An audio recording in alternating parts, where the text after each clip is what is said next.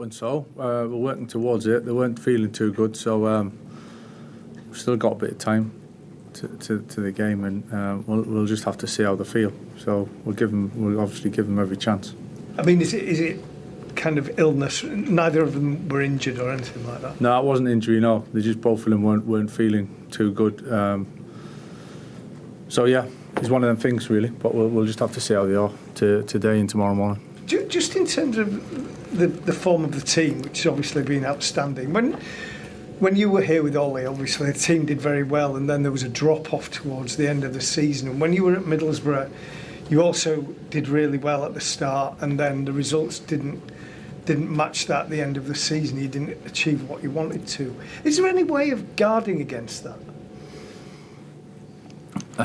Football's a tough game to get results anyway, so I think...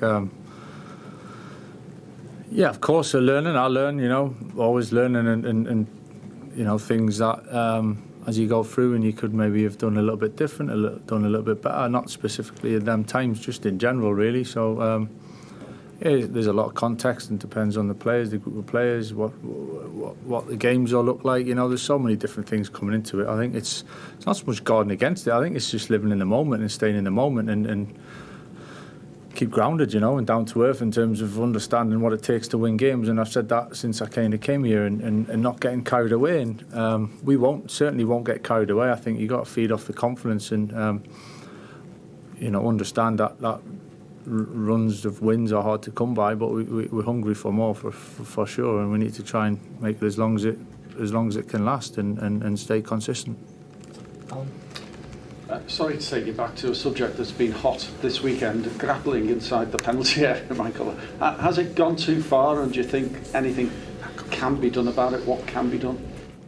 I think it's gone too far, yeah. I think it wasn't long ago where, we were kind of told that you couldn't really lay a hand on anybody in the box, and it was going to be stamped kind of out and clamped down on. And it's crept in, it's gone stronger. I think obviously the success of set pieces, corners in particular, probably in terms of being able to put so many bodies close together, has made more teams do it, because the success rate is so high, So it's understandable why there's so many teams trying it and doing it. But yeah, in terms of as a game, and it doesn't feel that we've kind of got that balance right. So I don't know what is to do about it. It's not for me to decide that really, but in the meantime, you got to deal with what's in front of you, and if it's allowed, then you got to play to it. Just on the game itself at Newcastle, you're obviously in confident mood now. You, the players, everything. The fans talk about Champions League qualification. It's very much in your own hands now, isn't it? You've got 10 games to go, and you've got to play the likes of Villa, Chelsea, Liverpool. That's a big plus for you, isn't it? Yeah, again, not looking too far ahead in terms of the games and where we're trying to get to. I think it's really important that we stay present and keep our minds on the job. It's an incredibly tough place to go to get a result. Newcastle, been there many times and know it well. So we're fully aware of that. So I'm not really looking. We haven't had conversations about it. We're not looking too far ahead. We understand this where we are. I think it was a good step for us at the weekend there, and there'll obviously be a good boost that comes from that, whether that's energy wise, whether that's confidence wise, and just total belief from it. But it doesn't mean that we can start ifs and buts further down the line. I think we're in a good position, and we've kind of earned it. Boys have earned it, and we've got to try and make the most of it from now on in. Ian? Michael, you now have the best form of any team in the league since you took over. Have you surprised yourself with what this team's achieved, given it's the same group of players that were here before? I wouldn't use the word surprise. I think we always strive to win games, and as I've just said, understanding that it's difficult. But again, not looking too far ahead. I think if you stay, every game's winnable. I think both teams will come into it and think the same thing. If you can stay that and go step by step, try and be consistent with it, and then we feel we give ourselves a chance to doing that. I think coming in at the start, it was quite quickly one game at a time again, and I think that's the only way. You know, it's when you're in it and you live in it and you've got to perform, and the boys have got to be in a good frame of mind to be able to put performances together. I think the only way to do it and give yourself the best chance is to stay in the moment, and it's for everybody else to get involved in the discussions maybe of what ifs and buts and bigger picture type of thing. It's not for us right now, and we're happy. You know, we're happy with the way things have gone. Still think we can do certain things better, which is a really good place to come from. But winning games is a good feeling, a good habit to have, and got to keep staying hungry with that. Yeah, Jacob was in yesterday, trained fine, so a quick recovery from him. There's obviously an illness potentially there in the squad because Nick Voltemade's gone downhill and we haven't seen him for a couple of days. So you'd expect Voltemade not to be available tomorrow night then? Let's see, we'll give him every chance. On Jacob Ramsey, obviously, it was a blow to lose him at the weekend. He'd scored the goal and he'd been playing well in that match, and in recent games he's been particularly good, hasn't he, which must be really pleasing for you. Yeah, he's getting better and better for me. When we first signed him, I think it was really clear from the training that we were doing how good technically Jacob is. I mean, he's very rarely wastes a ball. He's really good in tight areas, and he has good athleticism as well to add to the other side. So I think he's got a little bit of everything, and it's been great to see him score a couple of really important goals for us, because I think naturally playing in midfield, I think you need to contribute in that area as well. So I think that would have done his confidence levels, those 2 goals, the world of good. I think he now feels fully here and at home and comfortable with what he's being asked to do. So I think really positive signs for him that he can only get better from this point as well. Can I just check quickly on Tino Livramento? Is this going to be too soon for him, this match?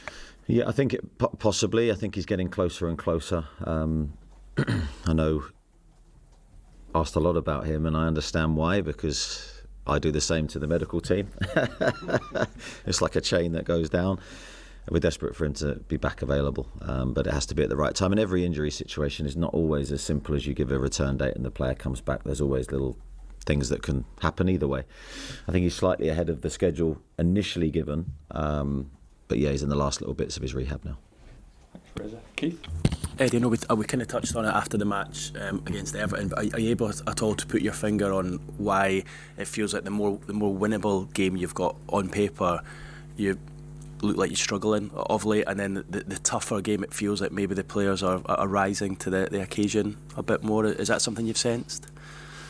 Yeah, possibly, Keith. It is a difficult one, as you say. The psychology of sport, psychology of human beings, really. I think we have struggled in that respect in recent games. We have had the ability to raise our game. We don't want that to be the outcome, of course. We want to be consistent. We want to be our best in every game. So it's a frustration for all of us. We're trying to find solutions to every problem that we have, and there'll always be problems, even if you're winning every game, and you've got to try and continue to find solutions. So that's what we're trying to do. But yeah, that is a bit of a head scratcher for us. Can Manchester United make it a 3-horse race for the title? Michael Carrick hasn't ruled that out, despite being 13 points behind Arsenal, or with a game in hand. Here's what he's had to say ahead of their trip to Newcastle United tonight. Just threw that one in as well, don't you now? No, listen, you can't rule anything out in football, right? But we know we got to be realistic and know where it's at. I think we just got to try and keep winning games and see where there's above us now. There's 2 fantastic teams. There's some really good teams in and around us. So we've had a good run. We're certainly not getting carried away. And we got to be patient. We got to be living in the moment a little bit. Certainly take the confidence. Wherever that's going to take us, we'll just have to see. But you definitely glasses, half full in what you can achieve more than the negative side. That's for sure. But yeah, of course, I'm being realistic about it. We have to win. We have to win a lot of football matches for that to happen. So we'll do what we've been doing really and go one at a time. And we've got one now, and then we've got a little bit of a break before Villa. So we'll go give us everything for Wednesday night. So on Manchester United winning the title, Jamie O'Hara gave Manchester United a 1 out of 10, so 10% chance. Yeah, Opta have given them a 0.01% chance of winning the title. Carrick didn't rule it out, though. Yeah, well, of course he's not going to rule it out, is he? He's a Man United manager. You never rule out winning the title. That's the ambition of that football club, and he's done a great job. When I heard the comments, I thought, is he talking about next season? Next season, I wouldn't rule it out. I really wouldn't. I think they can be really strong. I think if he gets the job, they sign some good players, then yeah. You have said that you can envisage him winning the title for Manchester United in the future, haven't you? Yeah, I can. Yeah, I definitely can. On this show. I think he's a very good manager. I said it early doors. He's got a great backroom staff. He knows the club. He's done a really good job. But they're playing one game a week and they're doing well right now. Next season's different. They're going to be third. Man United finished third. But for them to, for them to talk about winning the title, not only have they got to win every single game, well, Arsenal and Man City have got to fall apart. That's not going to happen. They're not going to. Arsenal are not going to lose 3 games. I just don't see that happening. They're not going to lose 3 games. Man City are not going to go and lose 3 games. That they can get closer to them by keep winning. But I've seen Arsenal's running. Apart from the Man City game, it's actually quite. You'd expect them to win most of them. I know they've got a tough game against Brighton coming up. I think is that tonight. They've got Brighton tonight. Tough game. Yes, tonight. Yeah. But after that, the Man City game, I don't see Arsenal really dropping many points. So.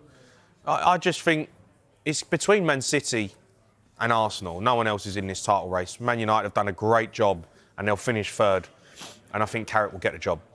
OK, well, let's speak to Manchester United fan Bradley Tooth now. Bradley, do you think you can win the title? Well, I'd be lying if I said yes. I think Carrick's answer was the absolute perfect answer for the club and the players. Ultimately, we're building for next season, but when you were talking before about how to get the Tottenham players working when they're a bit weak mentality, we're in a situation now where we've had a poor mentality last season. We're in a good space. He's got the players believing. You're right, we've only got a game every single week and everyone else has got to drop points. But why not say, well, I can't rule it out because technically if we win all the games, but actually I'm realistic. So I'm not going to rule it out. We want to try and instill the belief, keep going. And then the players there are looking, well, if we have a full season of this next season, just like Jamie says, we could win the league. So it's telling all the players there, the likes of Bruno Fernandes, who might be looking at going somewhere else if things aren't great. It's telling them, stick with it, because next year we'll be in the mix. How shocked would you be if you don't make the Champions League this season? I'd be really shocked. I think we're in the box seat for it at the moment. I think what I'm loving is the adaptation during the games of how the team's playing. We were told that the team has to play a set way. Well, actually, we're dropping off. We're pushing high. We're adapting mid-game. The tactics, Sesko in. Well, actually, we're dropping off. We're pushing high. We're adapting mid-game, the tactics, Sesko in, Sesko out, Ahmad in, Sesko out, all that stuff. It's really, really positive. And, we haven't had to search far and wide for the answer that's there. We've given someone who knows the club the job, and he's doing a great job. And he's an Englishman. So it's positives. Do you think, I'm looking at next season with Manchester United. I think Carrick will probably end up getting a job because I don't see the form dropping. Yeah. I don't see the form dropping off. So it'd be crazy to not give him the job with the players, on his side and playing well. Next season, you're in 4 competitions. That is where we're going to see Michael Carrick then, rotating the squad. Have you got the players? Do you need to sign? Who do you need to bring in? Who can you keep? Because at the moment, you're playing 1 game a week and it's great. And that's lovely for Man United and the players because it's the same 11. But when they start changing it and you've got to rotate, that's when it becomes difficult. Exactly, but that's where you've got to look at the accountability to the ownership and the structure above him. Carrick's been brought in to bring the best out of those players. Now, the players are brought in by the leadership structure. If Carrick's part of that leadership structure and he brings players in, the leadership structure have to be held accountable if they do well, if they don't. Carrick's got to get the results on the pitch, but you're absolutely right. We've got to bring the right characters in. And there's a big job to be done in the summer. We know Casemiro's been great for us this season. He's on his way out. We need to replace. We're now playing a formation that we were told we couldn't play, and we got rid of a lot of wingers. So we need to find a bit more width. So with 4 competitions, if if we're flying high, we'll need backup in those situations or people who are going to push. So losing out on Semenyo in the January transfer window might come back to bite us, because there's not a plethora of wingers out there that can take that elevation. So we do need to invest. It's a big summer. OK, yeah, and a big night away at Newcastle United tonight. Bradley, thank you. No worries. Right, more